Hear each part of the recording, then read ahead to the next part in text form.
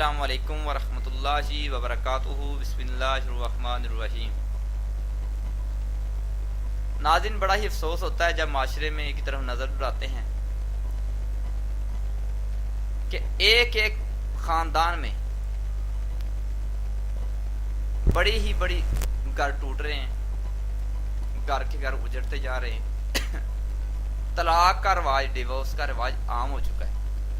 کہیں لڑکی طلاق لے رہی ہے، اپنے خلا کا حق مانگ رہی ہے، کہیں لڑکا طلاق دے رہا ہے۔ اب اس کی وجوہات کیا ہیں؟ انشاءاللہ ایک ٹاپک ہوگا تفصیلی کہ طلاقیں کیوں ہوتی ہیں، گھر کیوں ٹوٹتے ہیں، گھر کیوں اجڑتے ہیں۔ وہ میں کافی دوستوں اور کافی بہنوں کا انٹرویو لیا ہے، اسی حساب سے جو آج کل مسئلے بن رہے ہیں وہ آپ کے سامنے رکھوں گا۔ وہ انشاءاللہ پھر کبھی ٹاپک ہوگا۔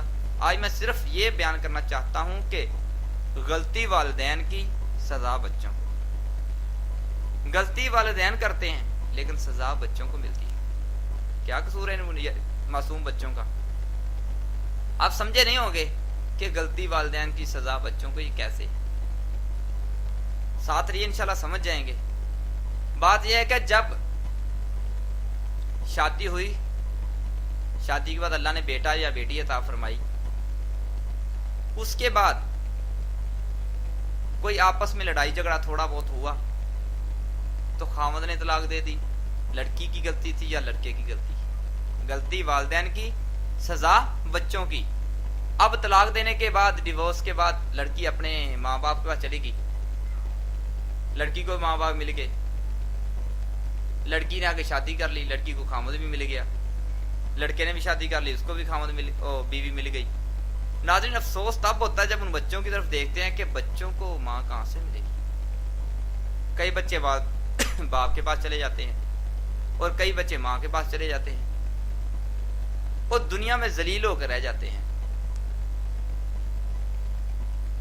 گرینڈ مدر، گرینڈ فادر ہوں، اس کی آنٹیاں جتنی مرضی ہوں، چاچو ہوں، چاچیاں ہوں، خالائیں ہوں، کوئی بھی اس کی پرورش کرے، لیکن جو پرورش ماں نے اور باپ نے کرنی تھی وہ کوئی نہیں کر سکتا۔ اس بچے کا کیریئر تباہ ہو کے رہ جاتا ہے۔ 100 بار سوچے طلاق دینے سے پہلے، 100 بار سوچے۔ چھوٹی موٹی غلطی کو برداشت کیجیے۔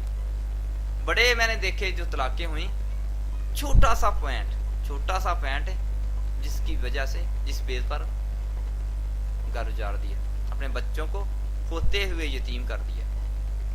بچوں کا کیا قصور ہے؟ تمہارے بچوں کی کیا غلطی ہے؟ یہ تو طلاق دینے کا پوائنٹ۔ اب دوسرا پوائنٹ ہے غلطی والدین کی، غلطی ماں کی اور سزا بچے کو۔ غلطی ماں کی اور تانے بچے کے لیے۔ ناظرین، آپ نے آج کل بہت ہی ایسے واقعات آ رہے ہیں، ناجائز تعلقات کی وجہ سے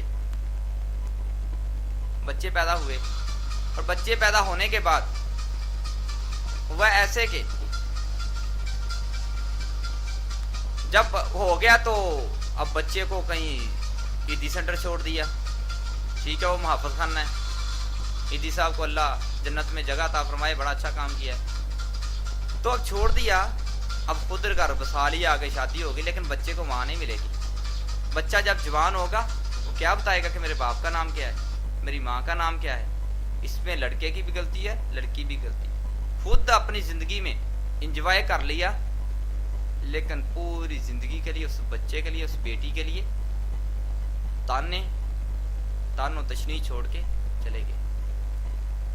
کیا جواب دے گا بیٹا؟ ناظرین، اللہ کا خوف کیجیے۔ طلاق دینے کا اللہ نے حق عطا کیا ہے، لیکن پھر بھی سوچئے، ہے اللہ کو، اللہ کے نبی کو ناپسندیدہ چیز۔ اللہ کے نبی فرماتے ہیں ابغض الحلال اللہ طلاق، اللہ تعالیٰ کے نزدیک حلال چیزوں میں سے جو ناپسندیدہ چیز ہے وہ طلاق ہے۔ اللہ کو پسند نہیں ہے طلاق۔ احتیاط کیجیے، اپنے بچوں کا خیال کیجیے۔ ایک بھی بچہ ہے تو اس کی زندگی کا خیال کیجیے، اس سے ماں نہ چھینیے، اس سے باپ نہ چھینیے، آپ مجرم ہو جائیں گے۔ ناظرین کا بہت شکریہ، اللہ حافظ۔